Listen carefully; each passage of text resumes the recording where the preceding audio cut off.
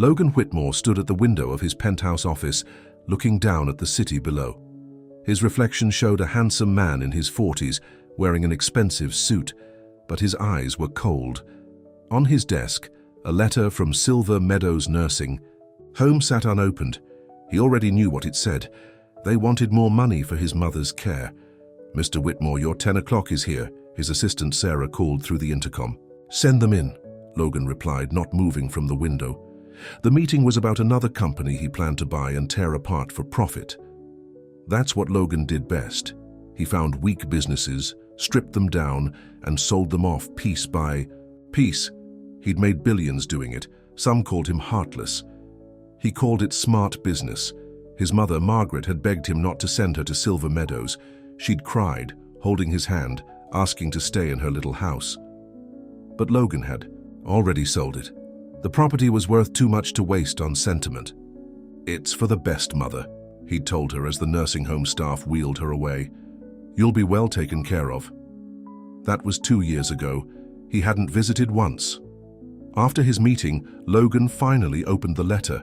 Inside was a bill for repairs, needed in his mother's room. A broken window, a leaking ceiling, mold in the bathroom. The total was pocket change to him, but he still frowned at the amount.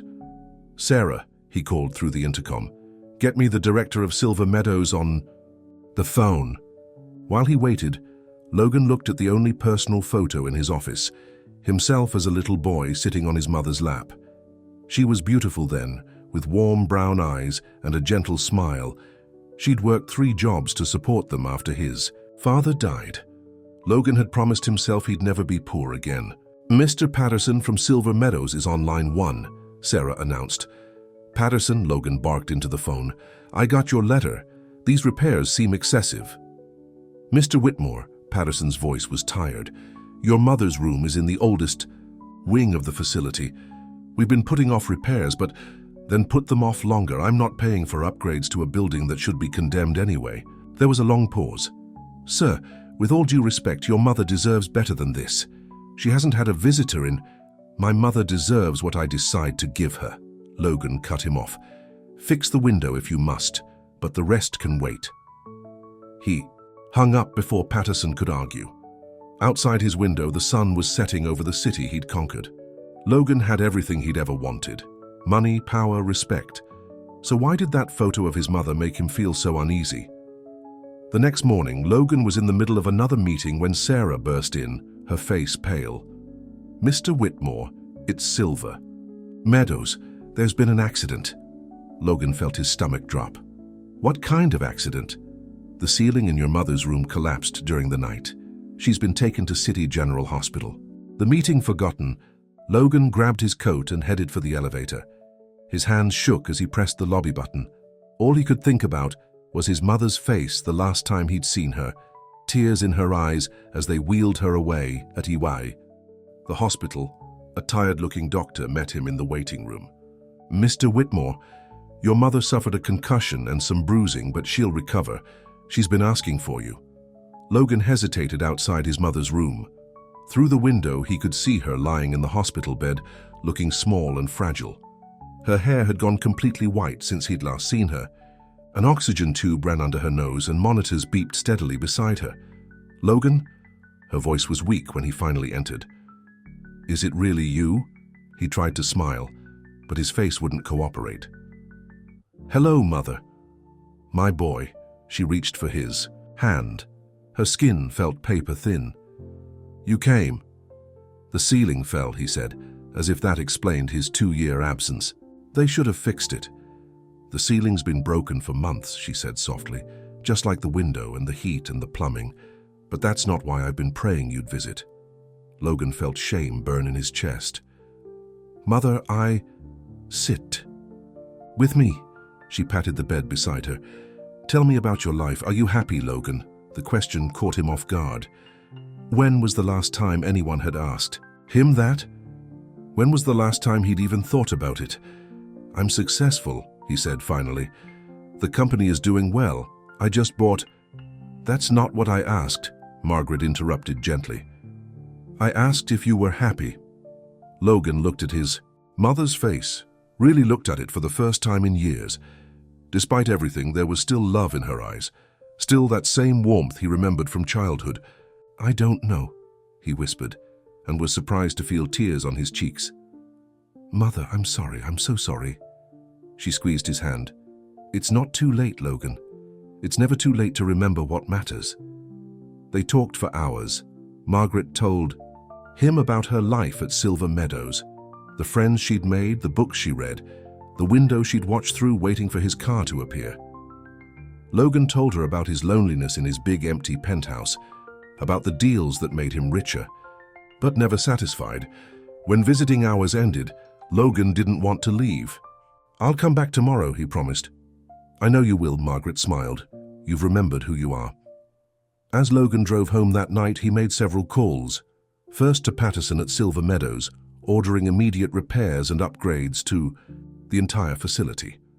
Then to his lawyer, setting up a foundation to help other nursing homes in need. Finally to Sarah, cancelling his meetings for the next week. His mother was right. It wasn't too late to remember what mattered. It wasn't too late to become the man she'd always believed he could be. The next morning, Logan arrived at the hospital early, carrying fresh flowers and his mother's favorite books. The nurse at the desk smiled, surprised to see the infamous businessman looking so different from his usual stern appearance in the newspapers. "Your mother's just woken up," she told him. "She'll be happy to see you." Margaret's face lit up when Logan walked in. "You really did come back?" "Of course I did." Logan sat beside her bed, arranging the flowers in a vase. "And I've been thinking all night about what you said." He took her hand, noticing how thin and delicate it felt in his. "I'm moving you out of Silver Meadows. I have a penthouse with plenty of room, and I can hire the best home care nurses." "No, Logan." Margaret's voice was gentle but firm. "Silver Meadows is my home now. I have friends there. Betty and I play cards every Tuesday. Ruth and I watch our shows together. I don't want to leave them." Logan frowned. "But the conditions there can be improved," she finished for him. "Not just for me, but for everyone. That's the kind of man I raised you to be, someone who helps others, not just himself." Her words struck deep. When had he forgotten that lesson? When had making money become more important than making a difference? "I've already called Mr. Patterson," Logan told her. "Construction crews are starting work today. New windows, new plumbing, new everything. And I'm setting up a foundation to help other nursing homes too." Margaret squeezed his hand. "Tell me why." "Why what? Why are you doing this? Is it because you feel guilty? Or is it because you truly understand what matters?" Logan looked at their joined hands, his strong and smooth from a life of luxury, hers worn and wrinkled from years of hard work raising him alone. "When I was little," he said slowly, "you used to read me stories about heroes, men who fought, dragons and saved kingdoms. I always wanted to be like them, but somewhere along the way I became the dragon instead, hoarding gold, destroying things, hurting people who got in my way." Tears filled Margaret's eyes. "You were never the dragon, Logan. You just lost your way for a while. But you're finding it again." A knock at the door interrupted them. It was Dr. Chen carrying Margaret's chart. "Good news," she said. "The tests all look good. Mrs. Whitmore can go home tomorrow, but she'll need rest and regular checkups." "I'll make sure she gets the best care," Logan promised. After the doctor left, Margaret turned to her son. "Tell me about your life, Logan. Not your business, your life. Are you seeing anyone? Do you have friends?" Logan shifted uncomfortably. "I'm too busy for relationships, and most people only want to be around me because of my money, like that lovely girl who used to work for you. What was her name? Sarah? My assistant?" Logan was surprised. "She's just an employee." Margaret smiled knowingly. "She sends me birthday cards every year. Christmas cards too. She's the only one from your office who does." Logan sat back, stunned. He hadn't known that. Come to think of it, there was a lot he didn't know about Sarah. She'd worked for him for 5 years, but he'd never really seen her as a person. Just another tool in his business empire. "Life is about connections, Logan," Margaret continued. "Real ones, not the kind you make in boardrooms. When was the last time you had dinner with friends? Went on a date? Laughed just because something was funny?" Logan couldn't remember.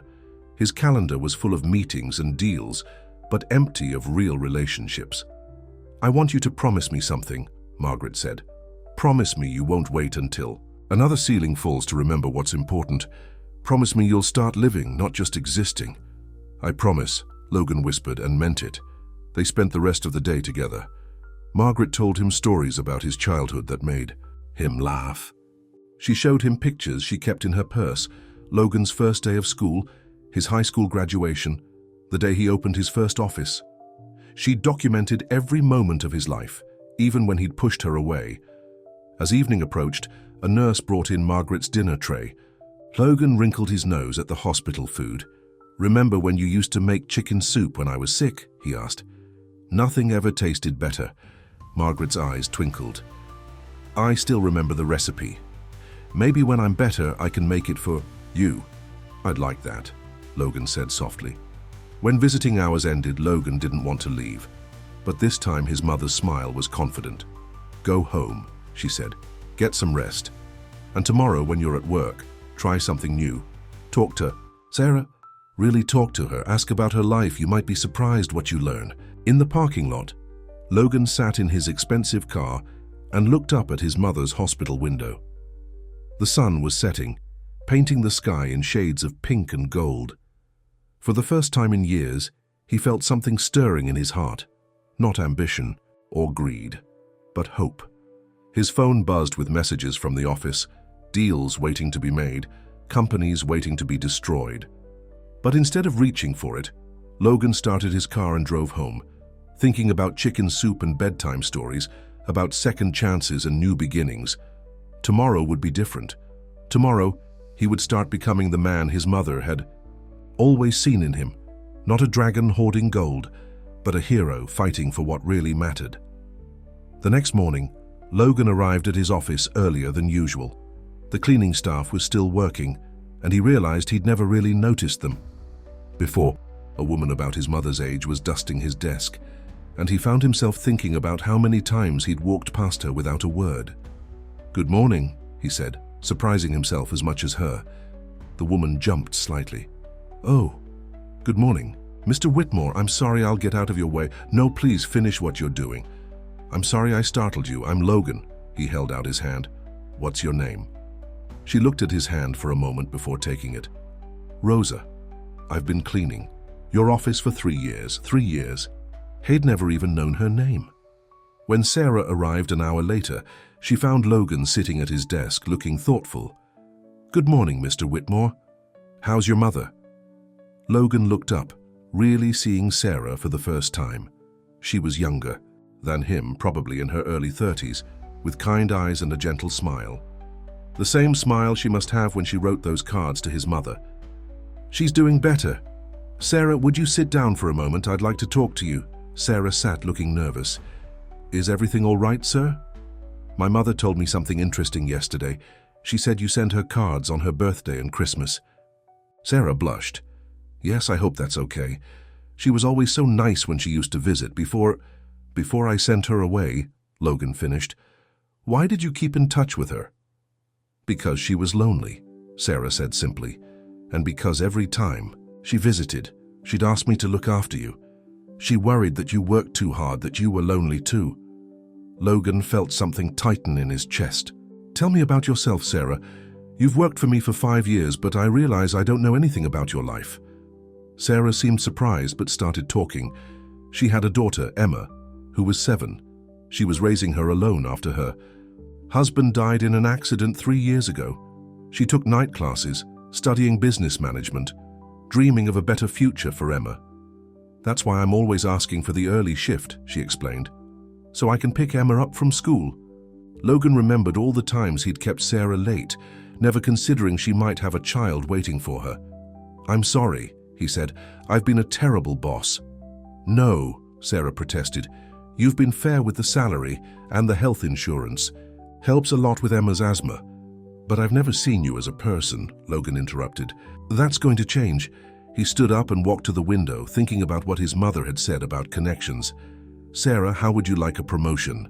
"Sir, I need someone to run the new foundation I'm setting up, the one for helping nursing homes, Someone with compassion, intelligence, and good business sense. Someone like you. Sarah's eyes widened. But I don't have a degree yet. You will. The foundation will cover your tuition, and the hours will be flexible so you can be there for Emma. Tears filled Sarah's eyes. Mr. Whitmore, I don't know what to say. Say you'll help me make a difference and call me Logan. After Sarah left his office, wiping her eyes and smiling, Logan called Silver Meadows. Mr. Patterson answered on the first ring. The construction crew is here, Patterson said before Logan could speak. They're starting with the roof and windows. Good. But I want to talk about the residents. My mother mentioned her friends, Betty and Ruth. Tell me about them. Patterson's voice softened. Betty Thompson lost her husband last year. She plays cards with your mother every Tuesday. Ruth Chen used to be a school teacher. She has no family. Left, but she remembers every resident's birthday. Do any of them need special care, medical equipment, anything? Mr. Whitmore, most of our residents are on fixed incomes. There's a lot they need but can't afford. Make a list, Logan said. Everything. And stop calling me Mr. Whitmore, it's Logan. After hanging up, Logan opened his laptop and started researching nursing home regulations. The more he read, the more he realized how broken the system was. His mother had opened his eyes to more than just his own failings. She'd shown him a way to make real change. His phone buzzed. It was Marcus Stone, CEO of a struggling retail chain Logan had been planning to take over and dismantle. Stone, Logan answered. I've been thinking about our deal. Logan, please, Marcus sounded desperate. This company was my father's life work. If you break it up, I want to help you save it. There was a long silence. What? Your stores employ thousands of people, many of them older workers who'd have trouble finding new jobs. Instead of destroying the company, let's rebuild it. Make it stronger. Why would you do this? Logan thought about his mother, about Rosa, the cleaning lady, about Sarah and her daughter. Because it's time I started building things up instead of tearing them down. That afternoon, Logan left work early and drove to the hospital. He found his mother sitting up in bed, looking stronger. You look different, she said when he walked in. Happier. I talked to Sarah today, he told her. Really talked to her. Did you know she has a daughter? Margaret smiled. Emma. Sweet girl. She draws pictures for me sometimes. Logan sat down, taking his mother's hand. You've been teaching me lessons even when I wasn't around to learn them, haven't you? A mother never stops teaching. Margaret squeezed his hand, or loving. The doctor says you can come home tomorrow. I've had your room at Silver Meadows completely renovated. New furniture, new bathroom, everything. And the other residents, their rooms too. And that's just the beginning. Margaret's eyes filled with tears. My boy, my sweet boy, you've remembered who you are. Logan felt his own eyes getting wet. I had a good teacher. Outside, the sun was setting on another day. But for Logan, it felt more like a sunrise. His world was changing, growing bigger and brighter with each new connection he made, each kind word he spoke, each life he touched. His phone buzzed again, probably Marcus Stone wanting to discuss the new business plan. But that could wait. Right now, Logan had more important things to do. Tell me more about Emma's drawings, he said to his mother, and about Betty and Ruth. Tell me everything I've missed. The day Margaret was due to return to Silver Meadows, Logan insisted on driving her himself. The nursing home looked different now. Workers were everywhere, installing new windows and fixing the roof. The smell of fresh paint filled the air. Logan, a voice called as they walked in. An elderly woman in a floral dress hurried toward them, moving surprisingly fast with her walker. We've heard so much about what you're doing. I'm Betty, your mother's card partner. Logan smiled, remembering what Patterson had told him about Betty losing her husband. Mom tells me you're unbeatable at poker. Oh, she exaggerates, Betty laughed, but her eyes twinkled. Though I did win her pudding cup last Tuesday. Another woman joined them, smaller and more delicate, with silver hair in a neat bun. Ruth Chen, she introduced herself. Your mother brags about you all the time. Logan felt shame creep into his cheeks. Even when I didn't deserve it. Especially then, Ruth patted his arm. A mother's love doesn't depend on deserve. As they walked, Margaret to her room, Logan was amazed by how many residents came out to greet them. His mother knew everyone's names, their stories, their families. She asked about Betty's grandchildren and Ruth's garden. She remembered that Mr. Jenkins in room 212 was expecting a letter from his son in California. Margaret's room was transformed. The ceiling was fixed, the windows were new, and the bathroom had been completely renovated. But what caught Logan's eye was the bulletin board on the wall, covered with cards and children's drawings. "Emma's artwork," Margaret explained, touching one colorful picture. "And Sarah sends photos of her sometimes. That's my family wall." Logan looked closer at the drawings. They were simple things: flowers, rainbows, a stick figure family. But his mother had saved everyone. "Mr. Whitmore?" Patterson appeared in the doorway. "Could I speak with you for a moment?" In the hallway, Patterson seemed nervous. "I wanted to tell you, one of our residents, Mr. Jenkins, he's been having trouble paying his bills. His son lost his job and can't help anymore. We've been trying to work something out." "Take care of him," Logan interrupted. "Whatever he needs. In fact, I want a list of every resident who's struggling financially. The foundation will cover their expenses." Patterson's eyes widened. "All of them?" "All of them. And Patterson, thank you for trying to protect them.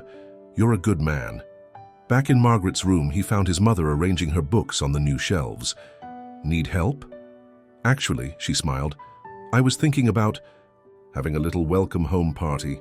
Nothing fancy, just some tea and cookies with Betty and Ruth. Would you like to stay?" The old Logan would have made an excuse about meetings and deadlines, but the new Logan just smiled. "I'd love to. In fact," he pulled out his phone and dialed. "Sarah, could you bring Emma by Silver Meadows after school? There's someone special. I'd like her to meet." An hour later, Logan sat in his mother's room, watching Emma show Margaret her newest drawings while Sarah chatted with Betty about Emma's school.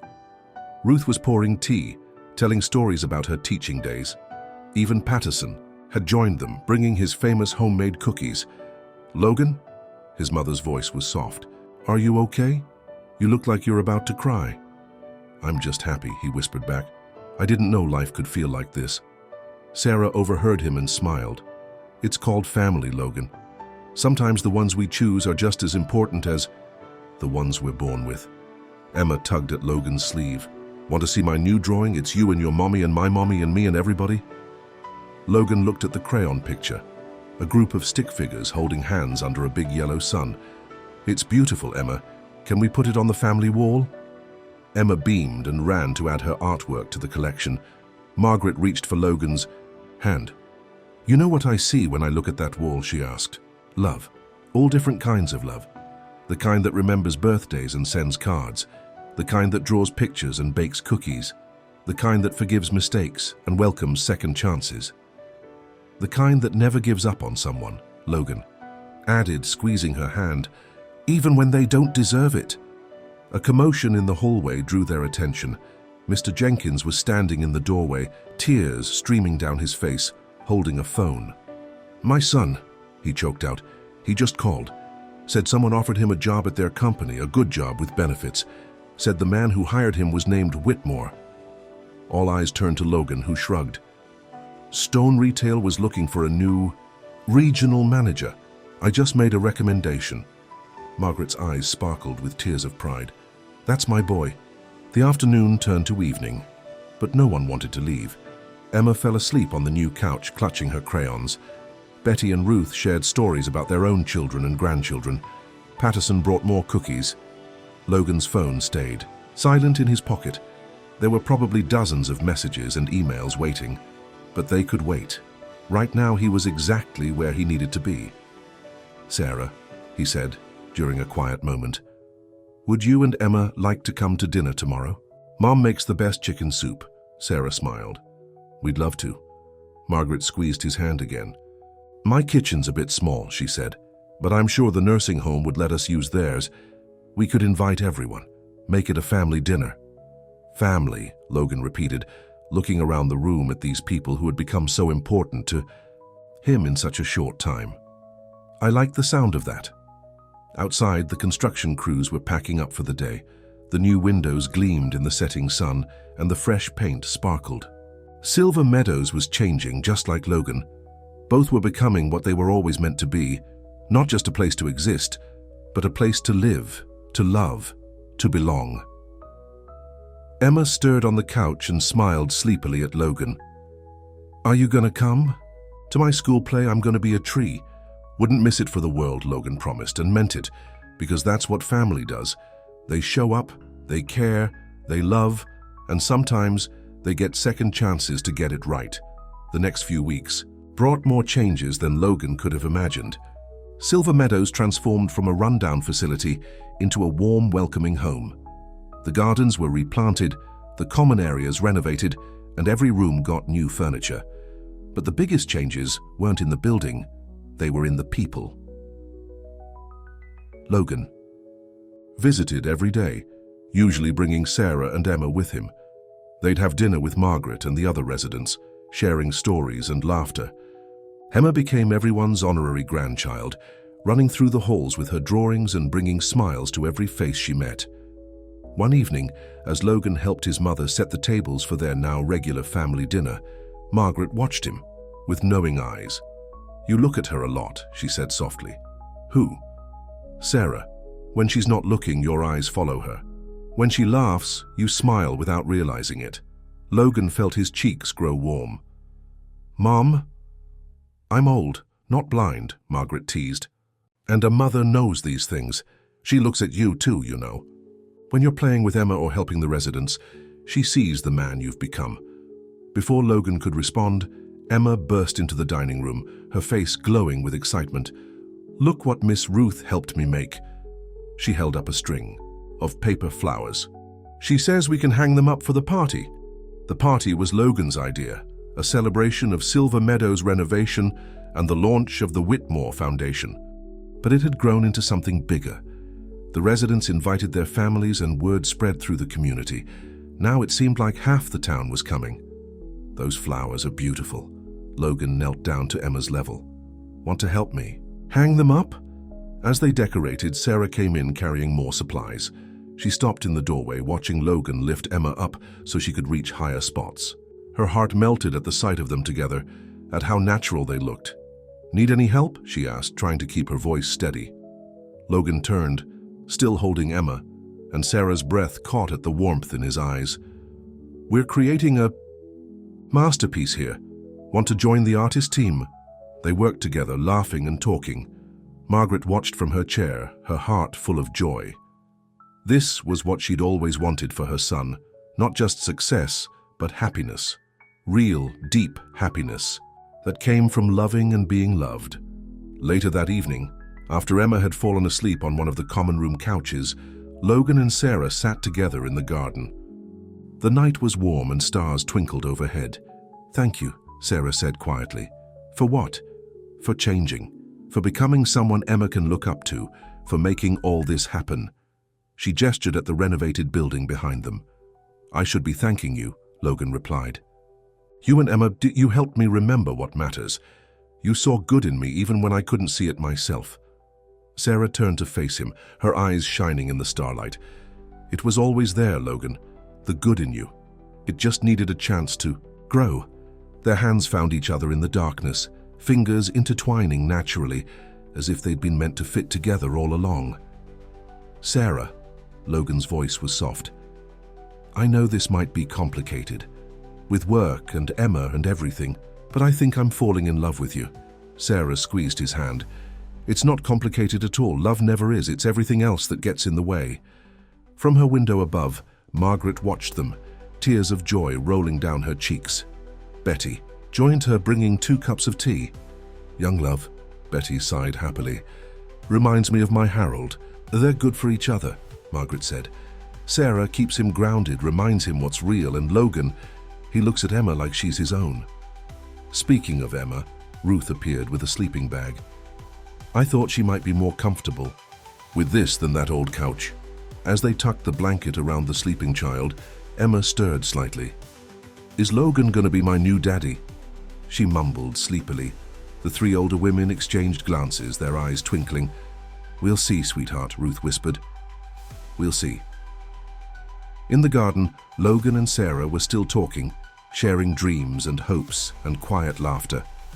The renovation crews had finished their work, but the real restoration was just beginning. The restoration of hearts, of family, of love. Mr. Jenkins passed by, smiling at the couple in the garden. His son's new job was going well, and they were planning to have Sunday dinner together this weekend. Down the hall, Patterson was helping Betty organize tomorrow's card game. In the craft room, Ruth was preparing materials for her next art session with the residents. Silver Meadows wasn't just a nursing home anymore. It had become a community, a family, a place where love grew as naturally as the flowers in the garden. Mom was right, Logan said, looking up at the stars. She always said true wealth isn't in your bank account. It's in your heart. Sarah leaned her head on his shoulder. Your mom is a wise woman. Yes, she is. And I'm finally wise enough to listen. Inside, Margaret sat in her favorite chair, surrounded by Emma's drawings and cards from her friends. She held one of the paper flowers Emma had made, turning it gently in her hands. Thank you, she whispered to whatever power had given her this second chance with her son. Thank you for bringing him back to me. The night wrapped around Silver Meadows like a gentle blanket, full of peace and possibilities. Tomorrow would bring new challenges, new joys, new chances to love. But for now, in this moment, everything was perfect. And in the garden under the starlit sky, Logan and Sarah shared their first kiss. Soft, sweet, and full of promise for all the tomorrows to come. The morning of the Silver Meadow celebration, party arrived with unexpected complications. Logan woke to urgent messages from his office. Richard Blake, his biggest business rival, was attempting a hostile takeover of Stone Retail, the same company Logan had promised to help save. I have to go to the office, he told Sarah over the phone. Blake's trying to destroy everything we've built with Marcus Stone. But the party, Sarah's voice was concerned. Your mother's been looking forward to this for weeks. I know. I'll be back in time, I promise. Can you help Mum with the preparations? When Logan arrived at his office, Marcus Stone was already waiting, his face pale with worry. Blake's offered to buy controlling shares at double their market value. The shareholders are tempted. Logan loosened his tie, remembering the old days when he would have been the one planning such a takeover. How many jobs would be lost if Blake takes over? Thousands. He'll strip the company bare just like… Marcus hesitated. Just like I used to do, Logan finished. But not anymore. Call an emergency board meeting. I have an idea. Meanwhile, at Silver Meadows, Sarah and Emma helped Margaret and the other residents decorate for the party. Emma's paper flowers hung from every ceiling, and the dining room tables were set with the good china Patterson had found in storage. Logan will be here, won't he? Betty asked Margaret quietly. He promised to play his father's old songs on the piano. Margaret touched the ancient piano in the corner, recently tuned as part of the renovation. He'll be here. My son keeps his promises now. But as the morning turned to afternoon, Logan still hadn't arrived. Sarah checked her phone constantly, trying not to show her worry. Emma kept running to the window looking for his car. Maybe he forgot about us, Emma said softly, her lower lip trembling. Sarah hugged her daughter tight. No, sweetie. Logan would never forget us. Sometimes grown-ups have important things they have to do, but it doesn't mean they don't care. Ruth overheard and came over with cookies.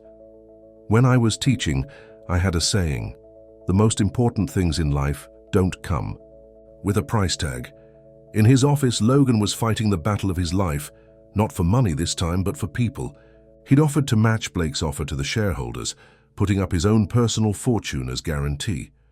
You're crazy, Whitmore, Blake sneered across the conference table. This isn't like you. Since when do you care about saving companies? Since I remembered what matters, Logan replied calmly. These aren't just numbers on a spreadsheet, Blake. They're people, families, dreams. His phone buzzed. Another message from Sarah. The party was starting. He looked at the clock and felt his heart sink. He was already late. Tell you what, Blake leaned forward with a cold smile. I'll withdraw my offer if you sell me your new nursing home foundation. I hear there's good money in senior care, if you know how to cut corners. Logan felt rage build inside him. Silver Meadows isn't for sale, and neither are my principles. He stood up, straightening his jacket. "Gentlemen, my final offer stands until midnight, but right now I have somewhere more important to be." "You're leaving?" Blake was incredulous. "In the middle of a takeover fight?" "I promised my mother I'd play the piano at her party, and I promised a little girl I'd be there to see her paper flowers." As Logan walked out, Marcus Stone followed. Him to the elevator. "Logan, wait, what about the company?" "Some things are more important than business, Marcus. I learned that the hard way." He checked his watch. "Want to come to a party, bring your family. There's someone I'd like you to meet, a lady named Ruth, who's looking for a good teacher for her adult education program."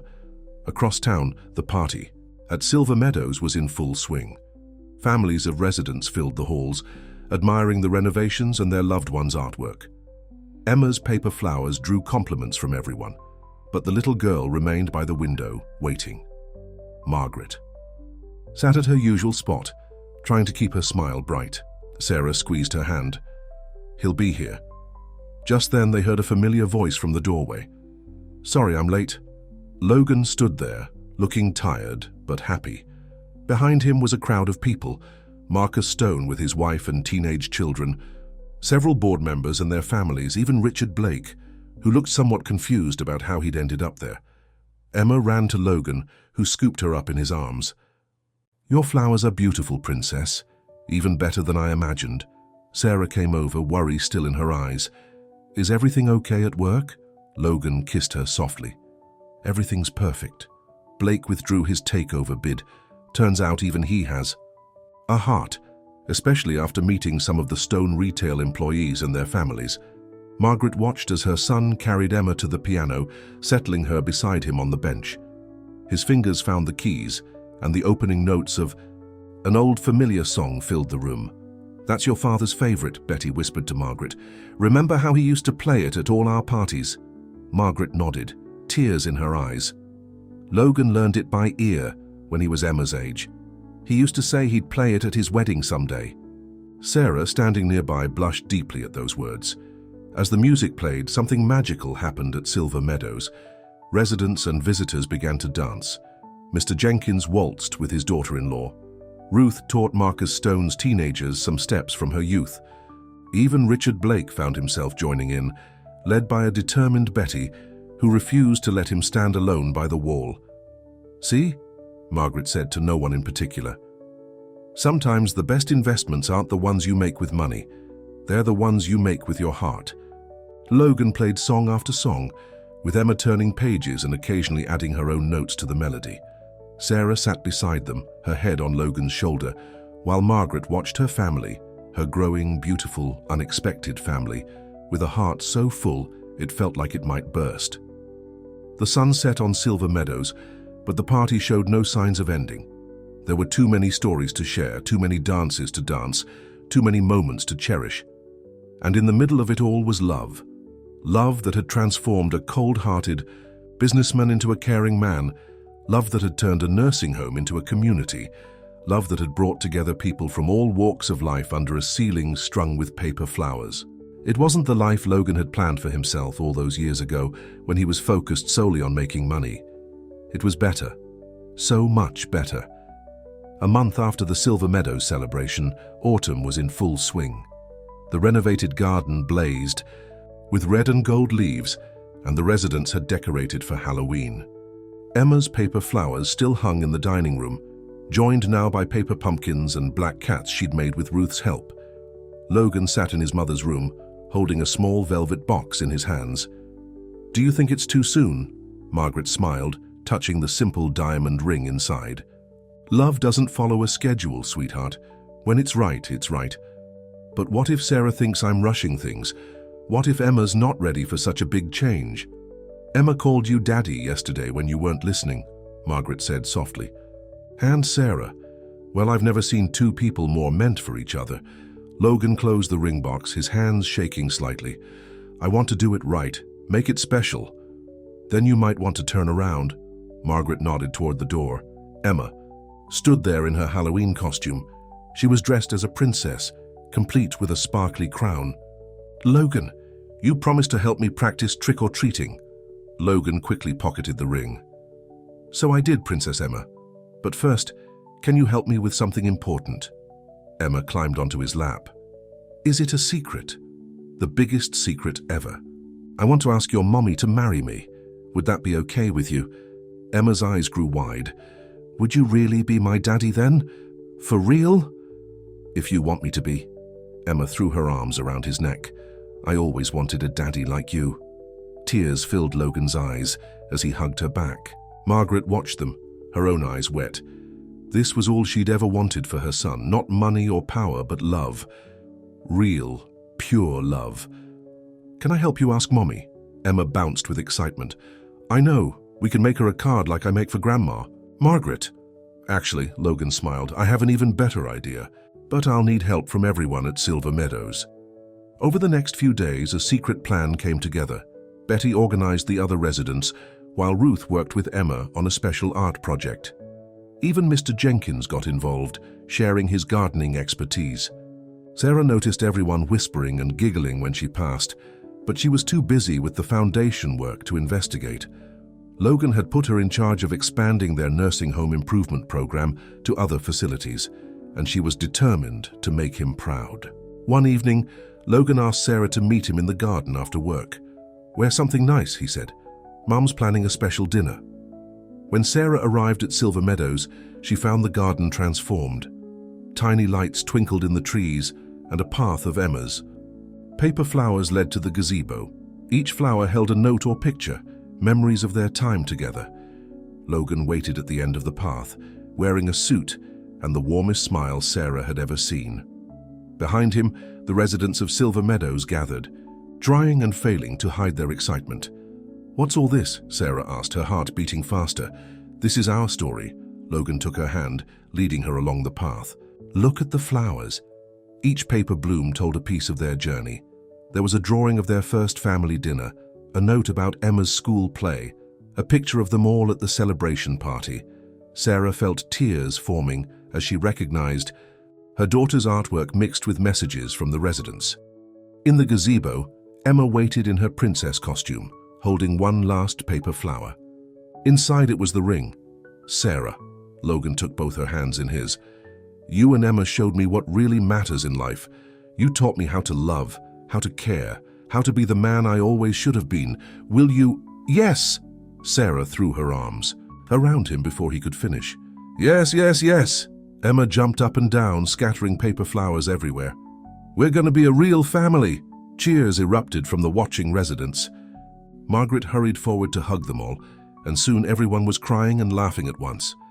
I have something else to tell you, Sarah said when things calmed down. I was waiting for the right moment. She placed Logan's hand on her stomach. We're going to have a baby. Logan stared at her in wonder. A baby, really? Emma squealed. I'm going to be a big sister? Margaret sat down suddenly, overwhelmed with joy. Betty and Ruth rushed to her side. I'm fine, she assured them, just happier than I ever thought possible. Later that night, after Emma had fallen asleep surrounded by paper flowers and wedding catalogues, Logan and Sarah sat with Margaret in her room. I want you to have this. Margaret took off her own engagement ring. Logan's father gave it to me 40 years ago. It's not as fancy as the new one, but it's perfect. Sarah slid it onto her finger beside Logan's ring. Our baby will have 2 beautiful family histories to inherit. Speaking of family, Logan cleared his throat. Mom, would you consider moving in with us? The penthouse has plenty of room, and with the baby coming— Margaret shook her head. My life is here now with my friends, but I want you to live close, all of you. Actually, Sarah smiled, I've been looking at houses near here. There's one just down the street with a big yard and a room perfect for a nursery. And a princess. Tower? Emma's sleepy voice came from the doorway. She padded over in her pajamas and climbed onto Margaret's lap. The highest princess tower ever, Logan promised, with a special art room for all your flowers. Outside, the autumn wind rustled through the trees, sending leaves dancing past the windows. Inside, a family held each other close, their hearts full of love and dreams of the future. Margaret looked around at her son, so different now from the cold businessman he'd been, at Sarah, who had helped bring out the goodness in him, at Emma, who would soon be officially her granddaughter, at the new life growing, a symbol of hope and new beginnings. "You know what your father used to say?" she asked Logan. "Life's greatest wealth is the love we give away." "He'd be so proud of you, son, so proud of all of us." Logan held his new family close, thinking of how far he'd come from those empty days of chasing nothing but profit. Now his life was rich, with love, laughter, and the promise of even more joy to come. And it had all started with a broken ceiling and a mother's unwavering love. Wedding plans took over Silver Meadows like a happy whirlwind. Emma appointed herself chief flower girl and spent hours practicing her walk down the aisle, while Betty and Ruth formed an unofficial wedding committee. Even Mr. Jenkins got involved, offering to grow special roses for Sarah's bouquet in the home's greenhouse. "Nothing too fancy," Sarah kept saying, but her eyes sparkled whenever she looked at bridal magazines with Margaret. Logan had bought the house down the street, and renovation crews were turning it into their dream home. Emma's Princess Tower was taking shape, complete with a special art room where she could make her paper flowers. The nursery walls were painted a soft yellow, waiting for the baby brother or sister growing in Sarah's tummy. But one morning, Logan arrived at Silver Meadows to find his mother looking worried. She sat in her favorite chair, holding a letter. "What's wrong?" he asked, sitting beside her. "It's from Claire," Margaret said quietly. Logan felt his stomach tighten. Claire was his cousin, his father's niece, who had always resented that Logan inherited the family business instead of her father. "She's coming to the wedding," Margaret continued. "She says she has some family matters to discuss. Mom, if she's coming to make trouble." "She's family, Logan. And maybe it's time to heal old wounds." Later that day, Logan told Sarah about Claire's letter. They were in the garden, watching Emma help Mr. Jenkins with the wedding roses. "I've never even met this cousin of yours," Sarah said. "Why haven't you mentioned her before?" Logan sighed. "Claire and her father think I stole their chance at running the family company. After Dad died, the board chose me over my uncle. Claire never forgave me, but that was years ago. People change." Sarah touched his cheek. "You did. This is different. Claire can be difficult." Emma ran over, her face smudged with dirt. "Look what Mr. Jenkins showed me. The roses are starting to bloom." Logan lifted her up, breathing in the simple joy of his soon-to-be daughter. "They're beautiful, Princess, just like you." But Claire's impending visit cast a shadow over the wedding preparations. The residents of Silver Meadows noticed Logan's tension whenever her name came up. "Family feuds are poison," Ruth said wisely during one of their evening card games. "They eat away at your heart until there's nothing left but bitterness." "But how do you fix them?" Logan asked. Betty laid down her cards. "The same way you fixed yourself, dear boy. With love and forgiveness." A week later, Claire arrived at Silver Meadows. She was tall and elegant, with their grandmother's sharp features and their father's dark eyes. She found Logan in the garden, watching Emma play with her paper flowers. "So it's true," Claire's voice was cool.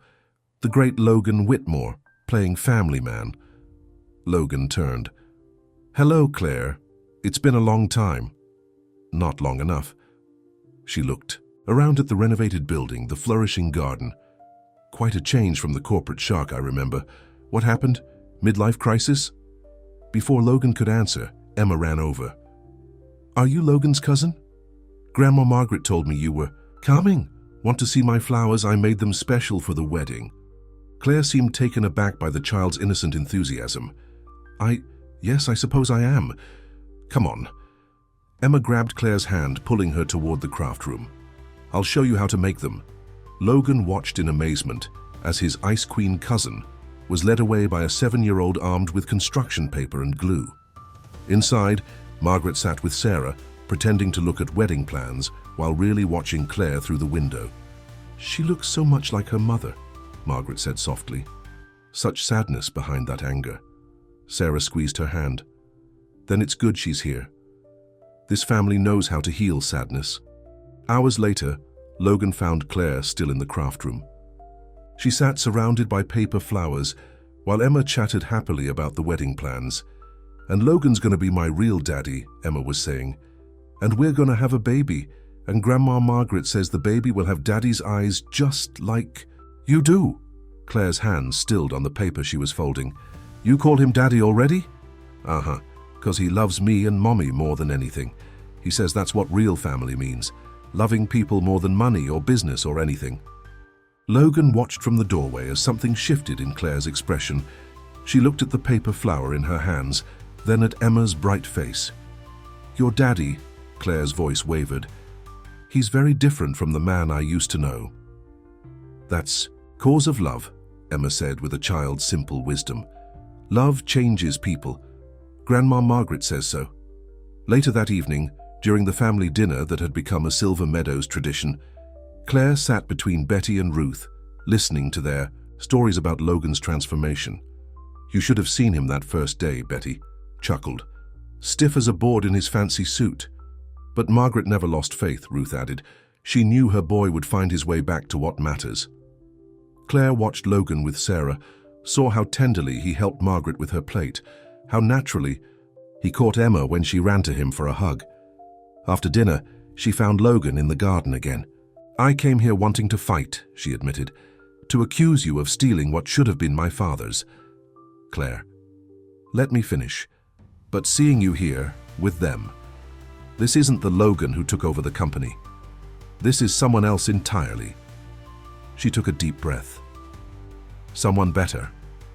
Logan felt tears prick his eyes. I'm trying to be. Emma showed me the nursery plans. Claire smiled slightly. The baby's lucky, having you for a father. Would you like to be part of their lives? All of our lives? Claire looked at the paper flower she still held. I think I'd like that very much. Inside, Margaret watched them through the window, her heart full. Another broken piece of her family was healing, another bridge being rebuilt. Sarah came to stand beside her.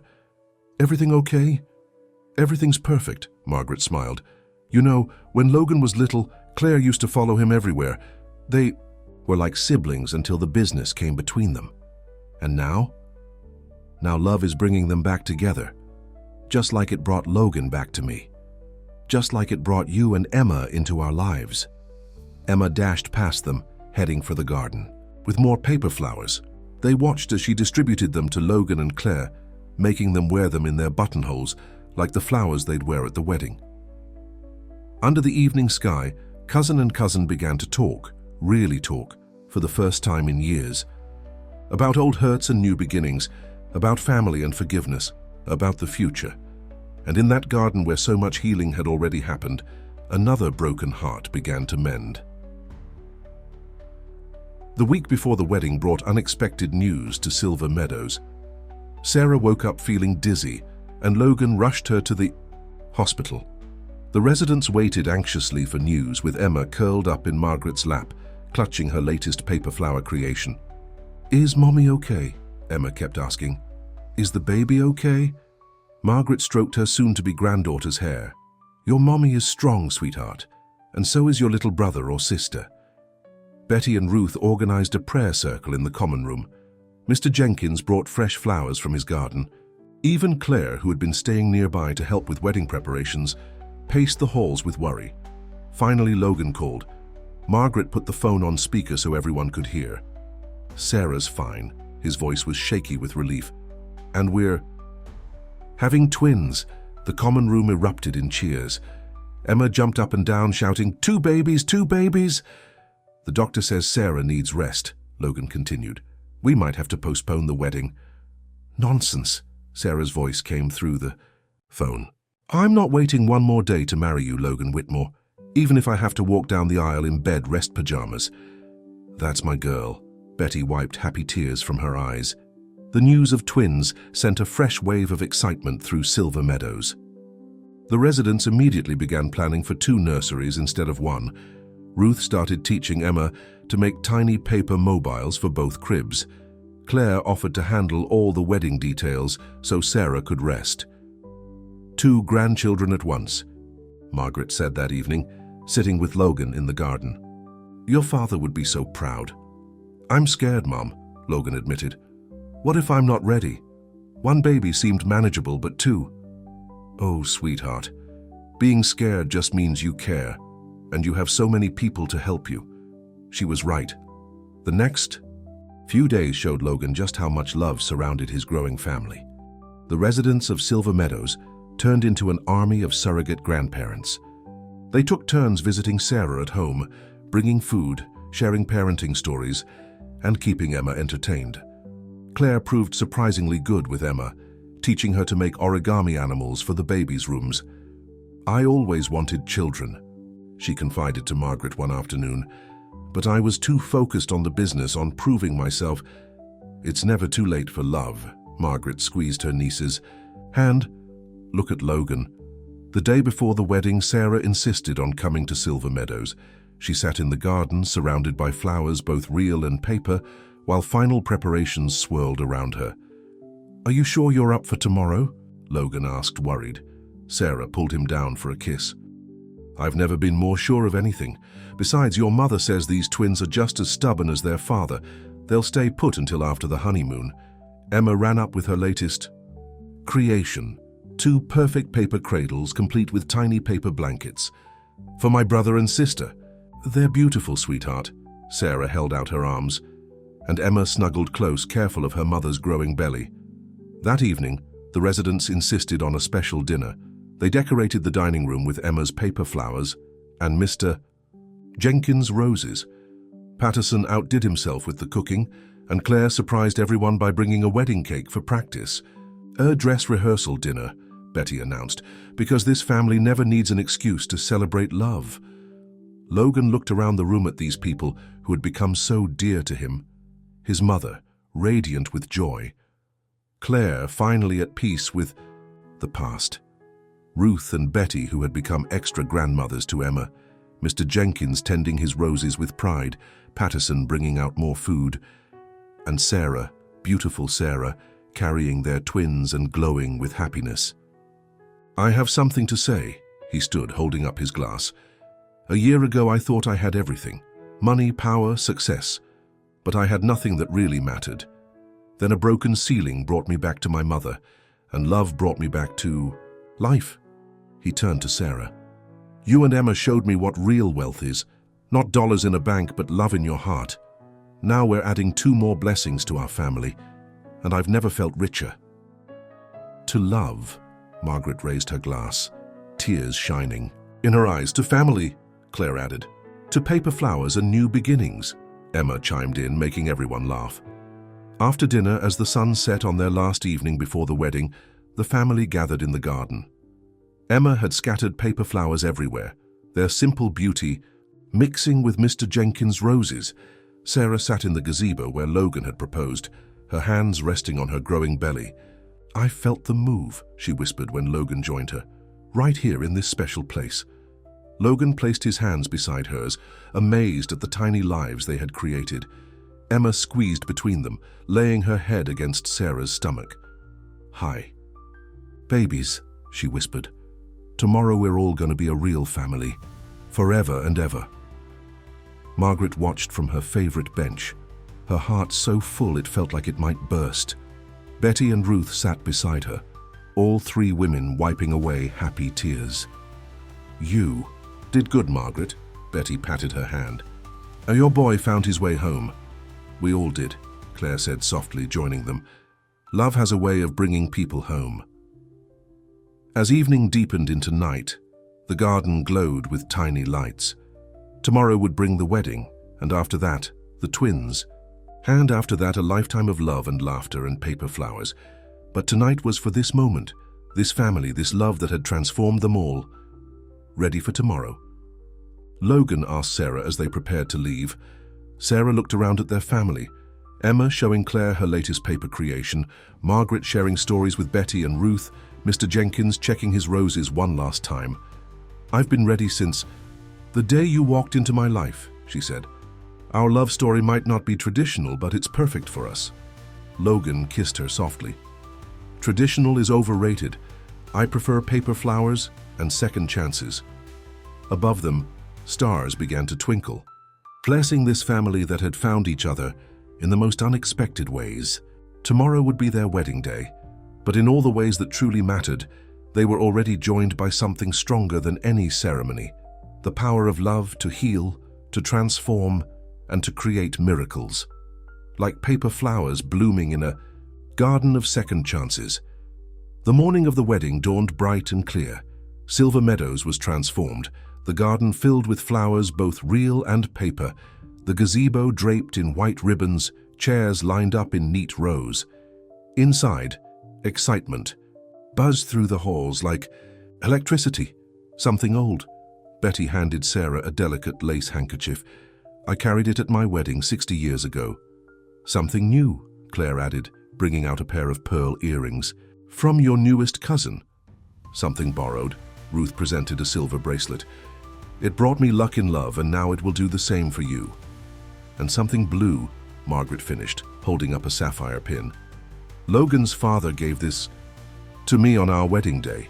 Sarah sat at Margaret's vanity, looking radiant despite her growing baby bump. Emma danced around in her flower girl dress, scattering paper petals everywhere. "Mommy, you look like a princess," she exclaimed. There was a knock at the door. Mr. Jenkins poked his head in, holding a bouquet of his finest roses mixed with Emma's paper flowers. "The garden's ready, and Logan's pacing so much he's going to wear a path in the grass." In his old room, now converted to a groom's suite, Logan adjusted his tie with shaking hands. "What if I'm not good enough for them?" "Stop that," Margaret said firmly, entering the room. "Love isn't about being good enough. It's about being true enough. And you, my son, have the truest heart I've ever known." "Did Dad feel this nervous?" Logan asked softly. Margaret touched the sapphire pin on her dress. "Worse, he knocked over 2 vases and nearly fell into the fountain." She straightened Logan's tie. "But the moment he saw me walking toward him, all his fears disappeared."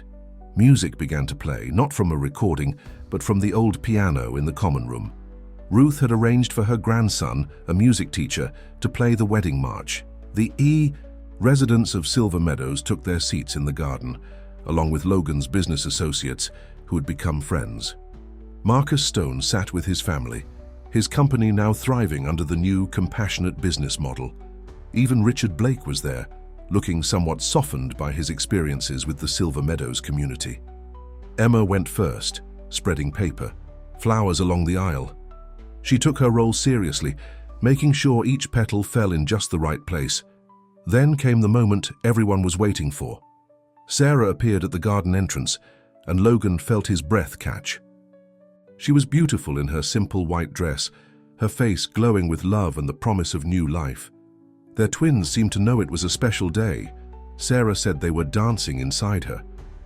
As she walked toward him, Logan remembered the man he used to be, cold, lonely, caring only about money. That man would never have believed this moment possible. But love had changed everything. The ceremony was simple and perfect. Emma insisted on holding both rings, presenting them proudly. When the time came, when Logan and Sarah exchanged vows, there wasn't a dry eye in the garden. "I promise to love not just you," Logan said, his voice thick with emotion, "but our beautiful Emma, our precious twins, and the family we've built here at Silver Meadows. I promise to remember every day what truly matters." Sarah's vows were equally touching. "I promise to keep believing in the power of love to change lives, to fill our home with paper flowers and real ones, with laughter and hope and second chances. And I promise to be the best big sister ever," Emma chimed in, making everyone laugh through their tears. After they were pronounced husband and wife, the celebration moved to the dining room. Patterson had outdone himself with the food, and Claire's wedding cake was a masterpiece. Betty and Ruth organized the music, playing songs that had the residents dancing in their wheelchairs. Margaret sat in her special place of honor, watching her family with joy. Claire joined her, holding a paper flower Emma had given her. "Thank you, Aunt Margaret," Claire said softly, "for showing us what real family means."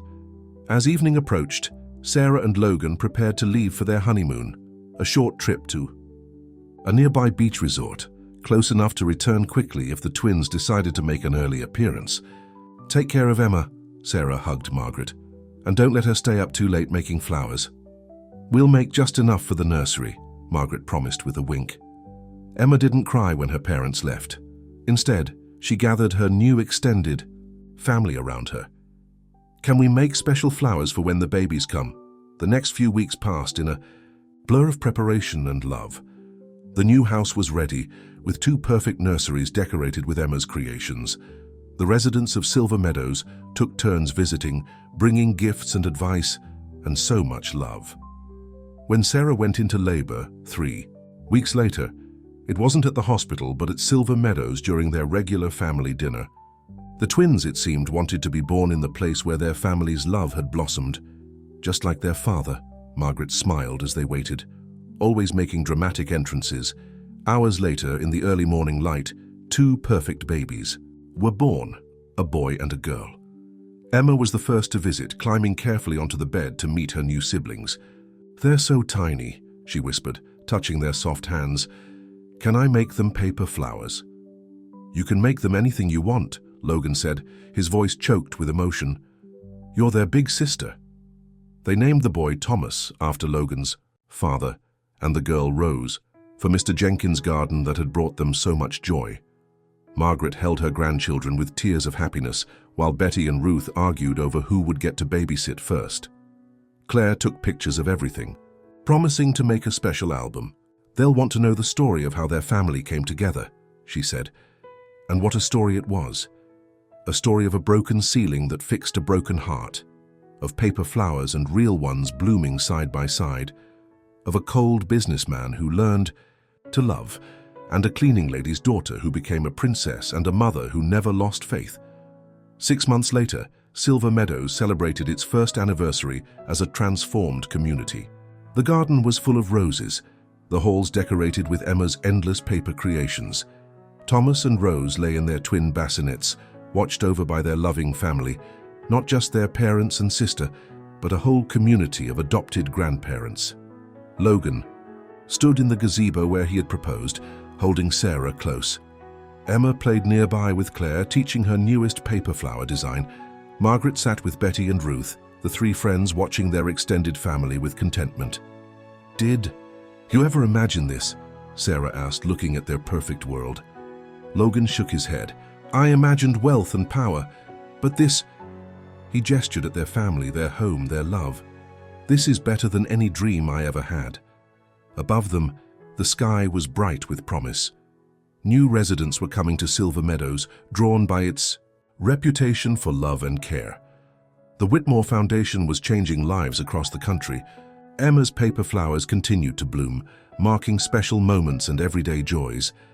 And in every corner of their world, love grew stronger each day, proof that it's never too late for second chances, never too late to open your heart, never too late to find your way home. Because sometimes the greatest love stories don't start with grand gestures or fairy tale beginnings. Sometimes they start with a broken ceiling, a mother's faith, and a little girl's paper flowers, and they end with happiness beyond measure.